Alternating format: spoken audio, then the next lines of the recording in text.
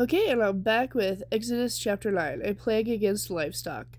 Go back to Pharaoh, the Lord commanded Moses. Tell him, this is what the Lord, the God of the Hebrews, say. Let my people go so that they can worship me. If you continue to oppress them and refuse to let them go, the Lord will send a deadly plague to destroy your horses, donkeys, camels, cattle, and sheep. But the Lord will again make a distinction between the property of the Israelites and the land of the Egyptians. Not a single one of the Israel's livestock will die. The Lord announced that he would send the plague the very next day, and he did it, so just as he said. The next morning all the livestock of the Egyptians began to die, but the Israelites didn't lose a single animal from their flocks or herds. Pharaoh sent officials to see whether it was true that none of the Israelites' animals were dead, but even after he found it to be true, his heart remained stubborn. He still refused to let the people go. A plague of boils. Ooh. Then the Lord said to Moses and Aaron, take soot from the furnace and have Moses toss it into the sky while Pharaoh watches. It will spread like fine dust over the whole land of Egypt, causing boils to break out on people and animals alike. So they gathered the soot from the furnace and went to see Pharaoh.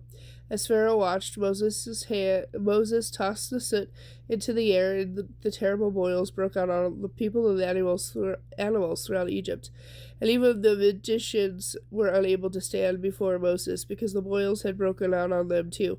But the Lord made Pharaoh even more stubborn, and he refused to listen, just as the Lord had predicted.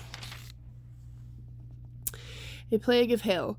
Then the Lord said to Moses, get up early in the morning, go to Pharaoh, and tell him, the Lord, the God of the Hebrews, say, let my people go so they can worship me. If you don't, I will send a plague of all that will really speak to you and your officials and all the Egyptian people. And I will prove to you that there is no other God like me in all earth, and I could have killed you all by now. I could have attacked you with the plague that would have wiped you from the face of the earth. But I have let you live for this reason, so you might see my power and that my fame will spread throughout the earth. But you are still lording it over my people and refuse to let them go. So tomorrow at this time I will send a hailstorm, worse than any in all Egypt's history. Quick, order your livestock and servants to come in from the fields. Every person or animal left outside will die beneath the hail. Some of the Pharaoh's officials believed what the Lord said. They immediately brought in their livestock and servants in from the fields. But those who had no respect for the word of the Lord left them out in the open. And then the Lord said to Moses, lift your hand towards the sky and cause the hail to fall throughout Egypt on the people and the animals and the crops. So Moses lifted his staff toward the sky, and the Lord sent thunder and hail and lightning and struck the earth. The Lord sent a tremendous hailstorm against all the land of Egypt. Never in the history of Egypt there had been a storm like that, with such severe hail and continuous lightning. It left all the Egypt in ruins, except everything left in the fields were destroyed, people, animals, crops alike. All the trees were destroyed. The only spot in Egypt without hail that day was the land of Goshen, where the people of Israel lived. Then Pharaoh urgently sent for Moses and Aaron. I finally admit my fault, he confessed. The Lord is right, and my people and I are wrong. Please beg the Lord to end this terrifying thunder and hail. I will let you go at once. All right, Moses replied. As soon as I leave the city, I will lift my hands and pray to the Lord. Then the thunder and the hail will stop. This will provide to you that the earth belongs to the Lord.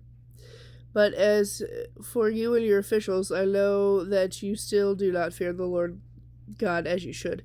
All the flax and barley were destroyed because the barley was ripe and the flax was in bloom. But the wheat and the spelt were not destroyed because they had not yet sprouted from the ground. So Moses told Pharaoh and went out of the city.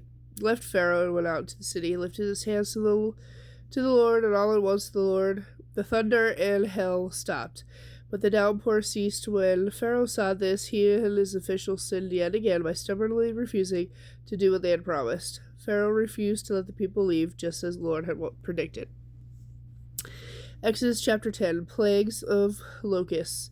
Then the Lord said to Moses, return to the Pharaoh and again make your demands. I have made him and his officials stubborn so I can continue to display my power by performing miraculous signs among them.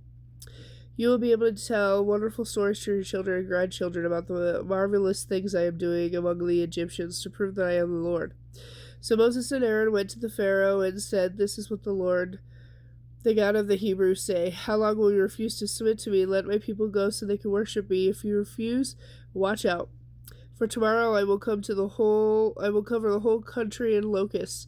There will be so many that you won't be able to see the ground. They will devour everything that escaped the hailstorm, including all the trees in the fields. But they will overrun your palaces and the homes of your officials and all the houses of Egypt. Never in the history of Egypt would there be a plague like this one. And with that, Moses turned and walked out. The court officials now came to Pharaoh and appealed to him. How long will you let this disasters go on? Please let the Israelites go to serve the Lord their God. Don't you realize that Egypt lies in ruins? So Moses and Aaron were brought back to Pharaoh. All right, go and serve the Lord your God, he said. But tell me, just whom do you want to take along? Young and old, all of us will go, Moses replied. We will take our sons and daughters and our flocks and herds. We must all join together in a festival to the Lord. Pharaoh retorted, the Lord will certainly lead to be with you if you try to take your little ones along. I can see through your wicked intentions. Never. Only the men may go and serve the Lord, for that is what you requested. And Pharaoh threw them out of the palace. Then the Lord said to Moses, raise your hand and let the land of over the land of Egypt to bring out the locust. Let them cover the land and eat all the crops still left after the hailstorm. So Moses raised his staff, and the Lord caused an east wind to blow all that day and through the night. When morning came, the east wind had brought the locusts, and the locusts swarmed over the land of Egypt. From border to border, it was the worst locust plague in Egypt history, and there was never again been one like it, for the locusts covered the surface of the whole country, making the ground look black. They ate all the plants and all the fruits of the trees, and they had survived the hailstorm. Not one green thing remained, neither tree nor plant throughout the land of Egypt. Pharaoh quickly sent for Moses and Aaron. I confess my sin against the Lord your God and against you, he said to them. Forgive my sin only this once, and plead with the Lord your God to take away this terrible plague. So Moses left Pharaoh and pleaded with the Lord. The Lord responded by sending a strong west wind to blow the locusts out into the Red Sea. Not a single locust remained in the land of Egypt, but the Lord made Pharaoh stubborn once again. He did not let the people go. A plague of darkness. Then the Lord said to Moses, lift your hand toward heaven, and a deep, terrifying darkness will descend on the land of Egypt. So Moses lifted his hand toward heaven, and there was a deep darkness over the entire land for 3 days. During all that time, the people scarcely moved, for they could not see, but there was light as usual where the people of Israel lived. Then Pharaoh called for Moses. Go and worship the Lord, he said, but let your flocks and herds stay here. You can even take your children with you. No, Moses said, we must take our flocks and herds for sacrifices and burnt offerings to the Lord our God. All your property must go with us. Not a hoof can be left behind. We will have to choose our sacrifices for the Lord our God from among these animals, and we won't know which sacrifices he will require until we get there. So the Lord hardened Pharaoh's heart once more, and he would not let them go. Get out of here, Pharaoh shouted at Moses. Don't ever let me see you again. The day you do, you will die. Very well, Moses replied. I will never see you again. Okay, with that, I'll be back later with Exodus chapter 11.